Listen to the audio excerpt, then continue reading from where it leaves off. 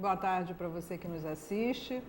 Estamos aqui com mais um Grupo Mônaco Mais Vida. Boa tarde, Bené. Boa tarde.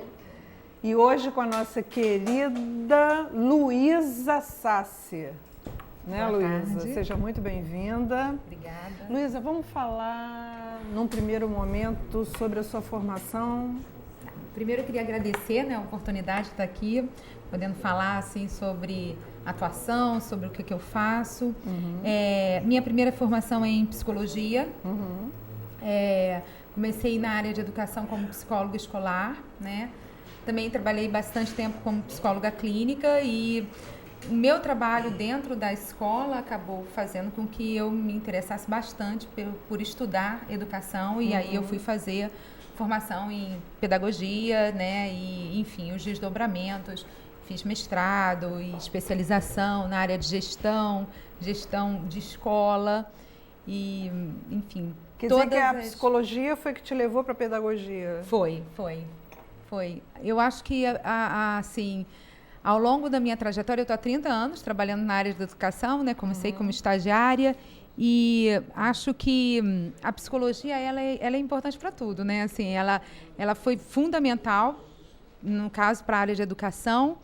E quando eu comecei a atuar mais na área de gestão pública e também gestão dentro da escola, eu tive a impressão de que eu iria me afastar da psicologia, né? E eu vi que não, né? Quando eu fui fazer a formação na FGV em gestão empresarial, assim, eu fiquei impressionada do quanto que a psicologia, né? Se correlacionam, não tem como separar uma coisa da outra. Mas eu acho que a psicologia é fundamental, assim, porque escutar, assim, determinados conceitos que são importantes, né, para várias outras áreas no trabalho, a psicologia ela tem uma vantagem. Então, quando eu via no curso de gestão empresarial as pessoas tentando ensinar como se escuta, eu falei, seria bom fazer psicologia. Isso não tem em livro, você não aprende nos livros. Isso, e então eu acho que foi bem importante, eu acho que a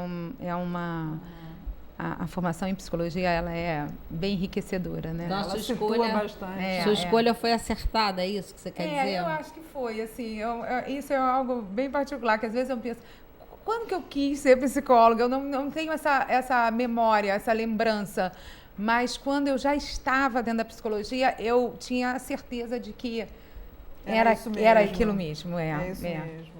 É a certeza que eu tenho também hoje, quando eu olho para trás e me pergunto, eu digo, se não fosse isso, eu não sei o que seria. Exatamente, teria que desaguar aí, não teria como não desaguar. Elas sempre se correlacionam, né, Beth? Isso é muito legal, né? Que a gente vê que ela foi fazer gestão empresarial, é isso que você foi fazer? Gestão empresarial com ênfase em pessoas, né? Que eu fiz, no caso, foi uma das formações. E aí é bem diversificada a formação, porque é matemática financeira, contabilidade, marketing, recursos humanos, tem de tudo. Mas quando pegava as disciplinas na área de humanas, né, assim, era mais fácil compreender matemática financeira do que o pessoal da área de exatas, né, entrar por dentro da área de humanas. Quando eles tinham que escrever na prova, né, era mais difícil. Então vamos passear um pouco por aí, Luísa, da seguinte forma. Eu queria fazer uma colocação para você, porque você está chegando de fora, você foi dar um passeio e viu algumas escolas por onde você passou. E eu gostaria que você pudesse traçar para a gente um paralelo das escolas que você viu, nos lugares que você esteve, e as escolas nossas, principalmente do nosso estado do Rio de Janeiro.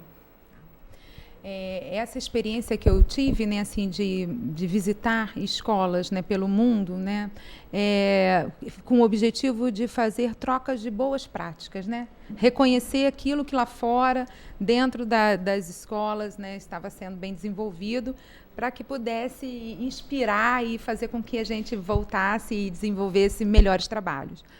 E eu fiquei muito impressionada, porque eu fui a escolas internacionais, escolas locais, tinha escolas de todos os tipos. Fui em Singapura, né, que é considerada a melhor educação do mundo atualmente. fui a Barcelona e a Londres, né? Tem 3 experiências bem diferentes. E quando eu entrei em todas as escolas, né, assim, o que mais me impactou foi a questão da influência cultural, né? Assim, as atividades das artes, da música, do teatro. Ela estava arraigada dentro de escolas que não eram escolas alternativas, porque aqui a gente tem um vício de entender que cultura, arte está dentro de escola alternativa. E não era isso, eram escolas, inclusive, às vezes com currículo IB, que é um currículo, né, super reconhecido, um currículo denso, forte, que faz com que as pessoas acessem as melhores universidades do mundo, né, nos exames que fazem no final. E essas escolas, elas eram assim, embebidas de cultura. Assim, era impressionante. E eu, o primeiro sentimento que eu tive quando eu voltei, eu falei com a minha filha, né? Eu pensei assim, me deu um sentimento de dívida da educação que eu ofereci a ela, sabe? Que foi uma das melhores que eu podia aqui dentro do Brasil.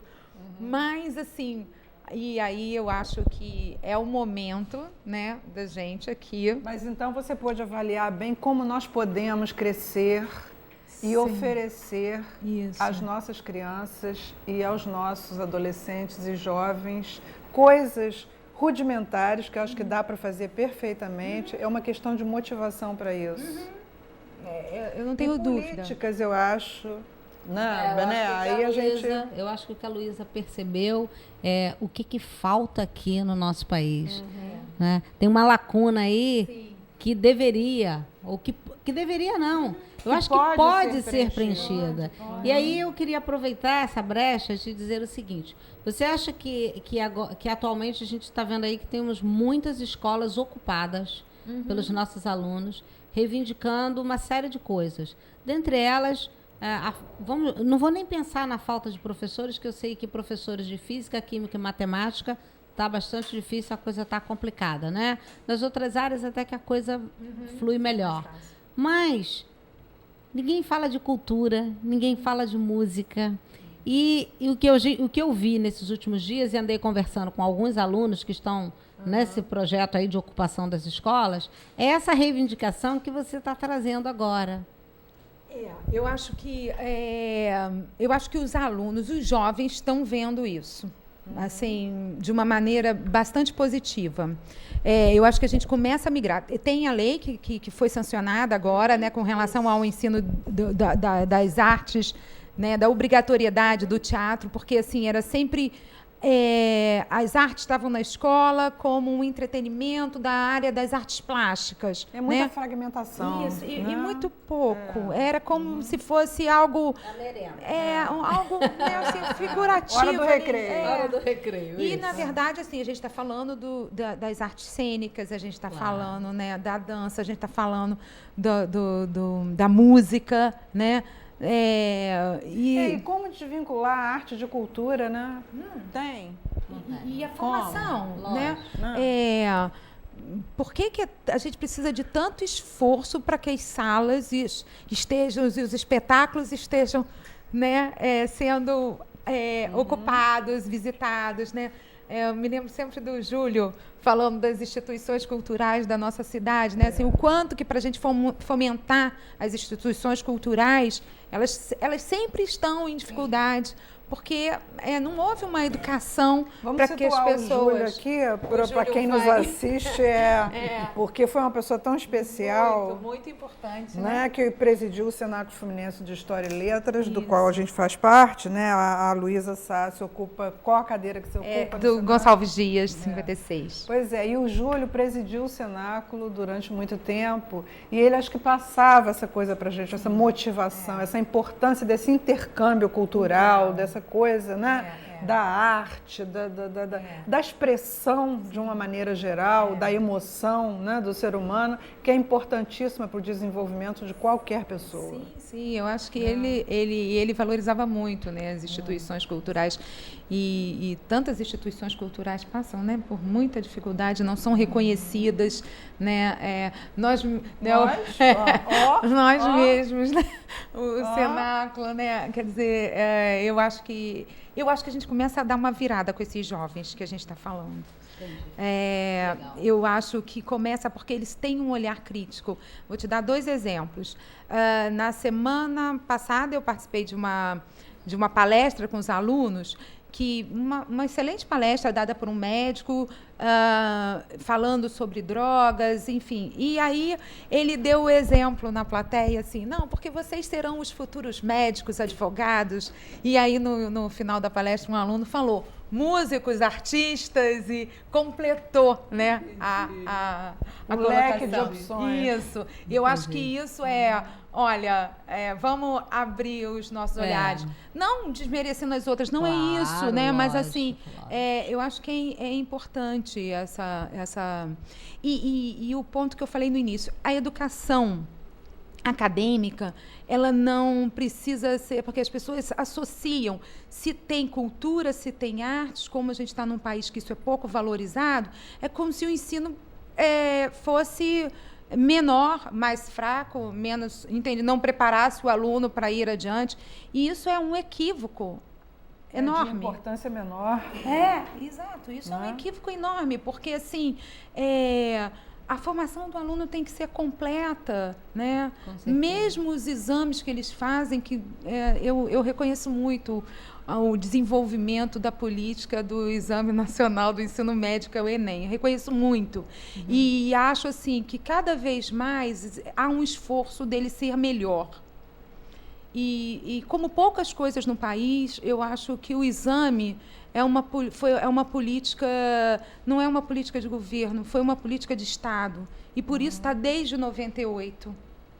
E só que são itens e questões que é preciso que o aluno tenha essa visão ampliada. Não há mais aquela formação mecânica de treino para o aluno poder ter êxito numa prova como eram as provas vestibulares já está obsoleta, né? Porque você tira o potencial criativo do indivíduo. Concordo plenamente. Você corta, você capa ele. Concordo plenamente. E o que você viu nas escolas, nas salas de aula que você visitou? Eu vi uma produção assim, eu vi produções artísticas de alunos até o 5º ano que eram verdadeiras exposições, né? Que a gente vai aqui nos grandes salões da cidade, assim, um desenvolvimento da capacidade, né? Eu estava comentando com a Beth, eu acho assim, para desenvolver as artes, você tem que dar espaço. Você não pode ficar dentro da escola fazendo com que o aluno copie modelos, esteja associado a estereótipos prontos. E isso não é... Parece até mais fácil, né? Porque se você abre espaço para expressão, seria mais fácil, mas não. É mais fácil você dar o desenho pronto para ele colorir, né? E isso não faz com que o aluno se desenvolva.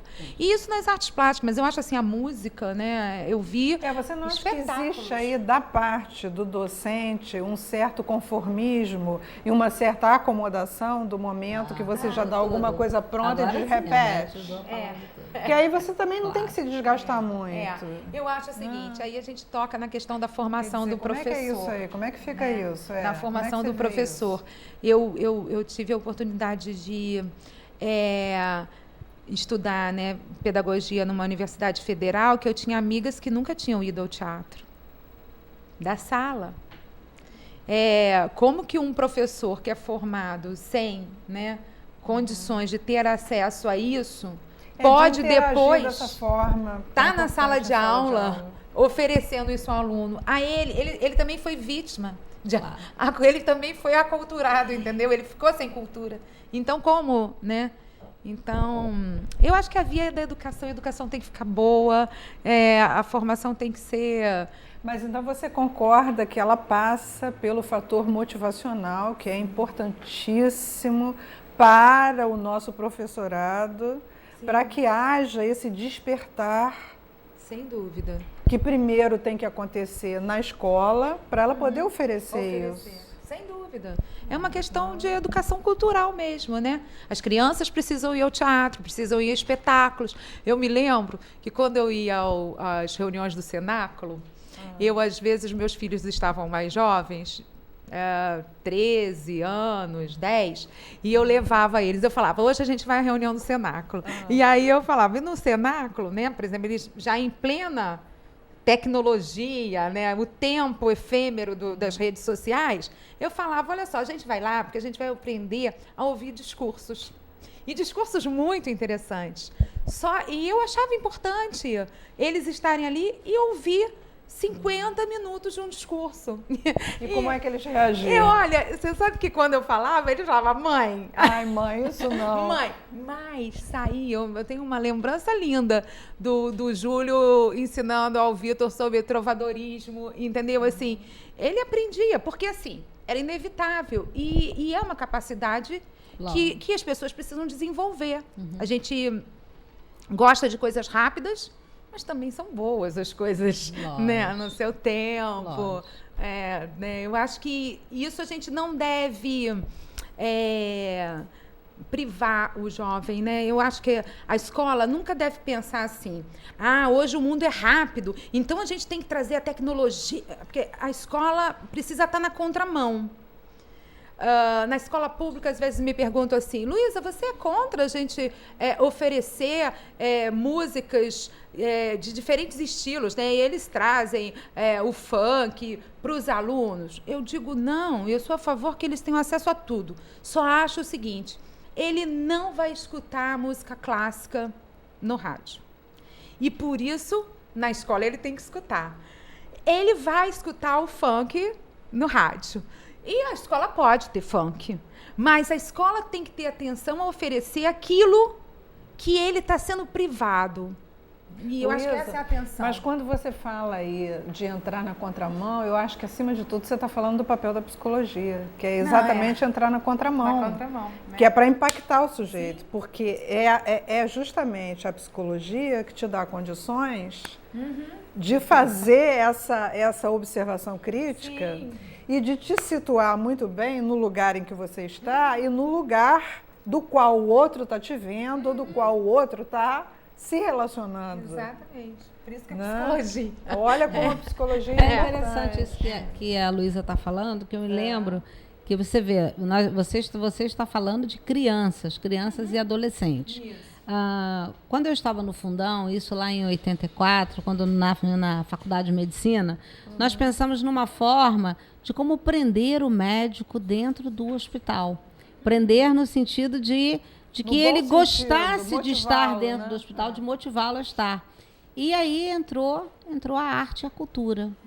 Porque o que nós começamos a fazer? Nós descobrimos que se o médico tivesse uma sessão de cinema no fim do dia, se nós tivéssemos um teatro ou se nós convidássemos algum artista para se apresentar, e aí começamos a montar os clubes de revista. Olha a importância do conteúdo emocional aí entrando. E nós estamos falando de médicos, né? De profissionais que lidam com a saúde e envolvidos com certeza com a psicologia. E você não tem ideia do resultado. Imagino. Às 6 horas da tarde, você consegue imaginar um auditório. Perdemos agora o professor Clementino Fraga Filho, né? Era o auditório professor Clementino Fraga, e o auditório com 120 lugares, lotado. E os médicos ficavam, o pessoal dizia, Bené, ninguém vai ficar para ver se... Eu falei, vocês vão ver. E aí eu passei uma lista e digo, quero que vocês listem os filmes que vocês gostariam de ver relacionados à medicina. Você não tem ideia do que surgiu. Do que surgiu. A cultura maravilhoso. Não tem jeito. A cultura faz com que as pessoas... Integração total, muito bom. Diz pra gente também sobre a sua visão no tocante à nossa escola pública, principalmente do nosso estado, né? Porque você tem os dois vínculos, né? Com a escola pública e com a escola privada. Como é que você vê isso? Quer dizer, a nossa escola pública está sendo mesmo cada vez mais degradada, está em franca... descendo ladeira, em franca decadência, ou a gente pode aí ter um olhar esperançoso de ressurreição. Como é que você está vendo isso? Eu acho assim, sempre eu tenho um olhar muito esperançoso sobre a educação, porque a educação é algo que me emociona, assim, né? Algo que eu acho que transforma. Fala sorrindo. E eu, especialmente, sou privilegiada na escola pública que eu trabalho. Caí ali por acaso, mas assim, é uma escola que fica numa colônia de pescadores, né, em Jurujuba. E é uma escola bem que eu acredito profundamente.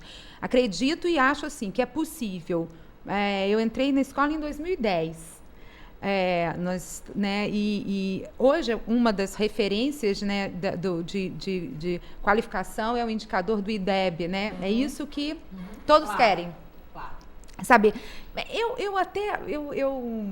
eu me motivo com bons resultados, assim, eu sou uma pessoa que gosto de ver as coisas acontecendo, mas eu tenho certeza absoluta que aquele resultado do IDEB não reflete a educação em si. Não é o que eu vejo da escola. É muito menos, né? É muito menos. Mas eu também sei o seguinte, que uma escola, quando eu entrei na escola, nós éramos 26º lugar em 27 escolas. Olha. Era dramático, né? Quase. E foi começando, né, junto com a equipe, com a direção, que eu acho assim, excepcional, foi sendo feito um trabalho bem gradativo. E no IDEB seguinte, nós nos tornamos a 4ª escola. Gente, olha que maravilha, que pulo. salto. Você tem que falar o nome dessa escola. É o Lúcia Maria, a escola, Lúcia Maria. Assim, aquilo para mim foi muito significante, porque significativo, né? Porque representava exatamente aquilo que eu via. Não era o número, não era a prova, era o seguinte: era um espaço que tinha uma equipe menos comprometida, que foi sendo transformada por um grupo de professores engajados e aí era um espaço onde a gente tinha aulas muito ruins e passamos a ter aulas melhores e envolvimento da comunidade escolar. E não tem jeito. Aí, assim, a pessoa fala, Luísa, você adora um resultado. Não, para mim o resultado é consequência. Não tem. Então, assim, e eu falo, aí eu, né, como motivo o grupo, eu falo, e aguardem que seremos a primeira.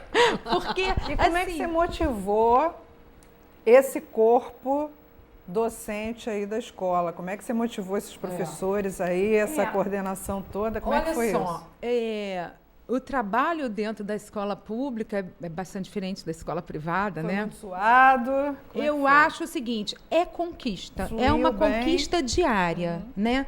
Porque obviamente, a direção da escola tem uma responsabilidade enorme, porque apoiou e é comprometida, entende? Uma direção efetiva, que está dentro da escola, que tem o filho na escola. Né? Então, assim, isso significa muito. Então, assim, conseguir... Eu acho assim que o grupo, né, que a gente chama de equipe de articulação pedagógica, a coordenação, a direção, a vice-diretora, todos, né, a secretaria escolar, se uniu com o objetivo de fazer com que aquela escola ficasse melhor. Sim, mas qual foi a fórmulazinha que você usou para isso? Olha só, é um Conta convencimento, eu digo assim, é um convencimento diário, entendeu? É você chegar pro professor e falar para ele, você fez o planejamento? Luísa, estou com certa dificuldade. Então senta aqui, vamos fazer junto.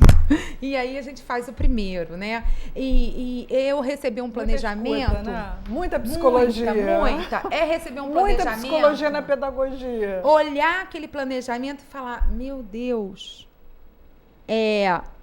bom, dentro disso aqui, qual é o passo seguinte que a gente pode dar, entende? Assim, indo muito, muito, muito devagar e eu acho assim, pela conquista do trabalho, assim, fazendo um trabalho, a equipe da EP fazendo um trabalho, os professores veem isso E aí eles também se reconhecem nisso. E aí eles começam também a se envolver com o trabalho. Ou seja, eles são remetidos, de certa forma, pela sua visão dentro da psicologia, pela sua prática dentro da psicologia, eles são remetidos, né? São reenviados aos seus lugares. E nesse reenvio aos seus lugares, eles produzem de uma forma mais expressiva. E eu acho que o envolvimento, essa coisa da gente, que também é a psicologia, né? De você demonstrar seu desejo, entende? Olha só, essas crianças não podem ficar aqui, sair num quinto ano. A força da psicologia nas escolas. Sem ler e escrever. Eu não posso ter um aluno saindo do quinto ano sem talento. Porque não pode. Então, assim, e todo mundo tem que se comprometer, porque objetivamente, quem vai aceitar? Você falou do trabalho da equipe. Aí dos bastidores, a equipe docente se reunindo para poder planejar o que vai fazer com o discente. Mas aí como é que o aluno fica sabendo disso e diz assim, eu estou dentro, eu vou participar. Como é que é isso?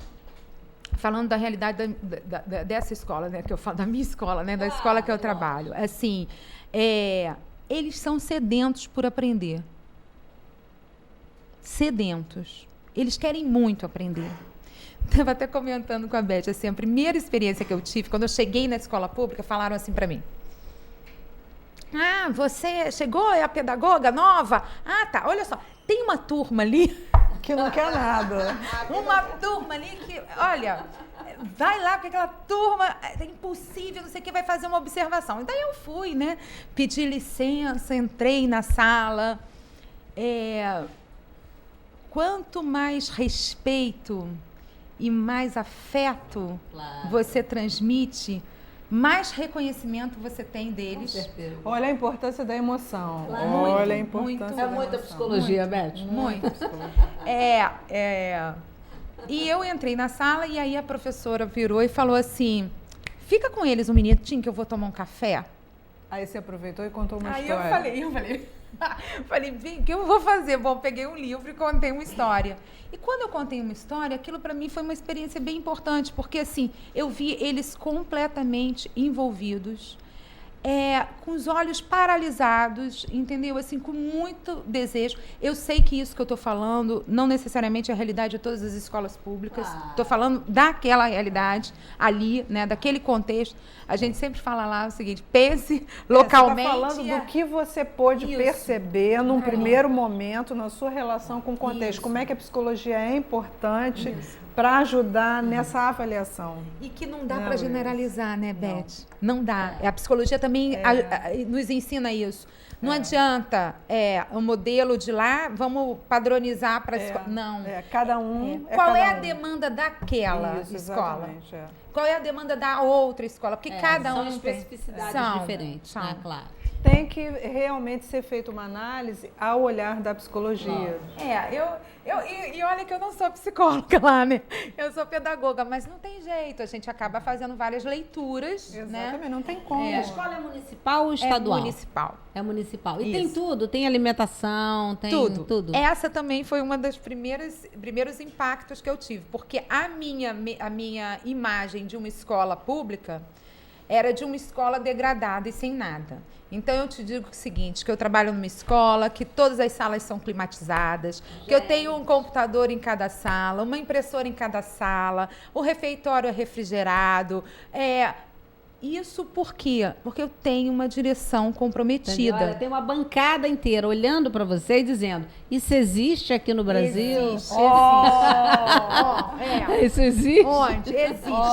E existe uma coisa que eu acho que é muito importante que eu não conhecia dentro das escolas. Existe uma coisa chamada SEC, que é Conselho Escola Comunidade, que quando feito seriamente, é o que há de melhor. Porque é o seguinte... Existe um representante, mensalmente tem uma reunião com representantes de pai, professor, funcionário, direção. E aí, se a escola faz, por exemplo, uma festa beneficente, arrecada algum valor, ela precisa, todos têm que dar ali o aval do uso daquele dinheiro que entrou para a escola. E isso é registrado em cartório tá?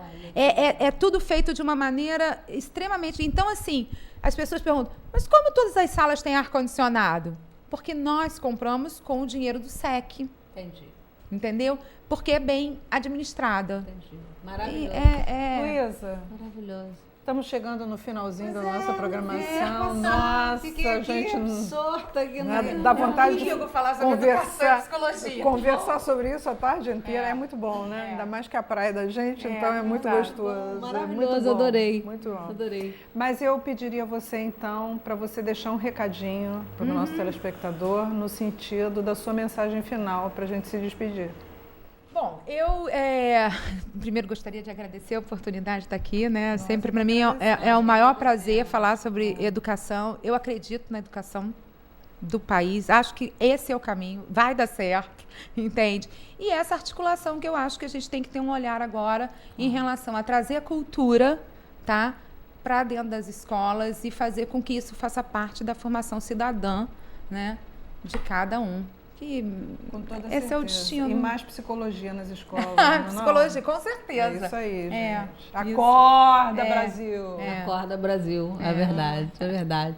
Muito bom tê-la conosco. Obrigada. Olha, novamente, muito bom ter você conosco. Obrigada. E outras oportunidades acontecerão. A gente espera. Com né? certeza. Obrigada. Não é isso, Bené? E para Com você certeza, que nos né? assistiu, meu beijo, até o próximo. Até quarta.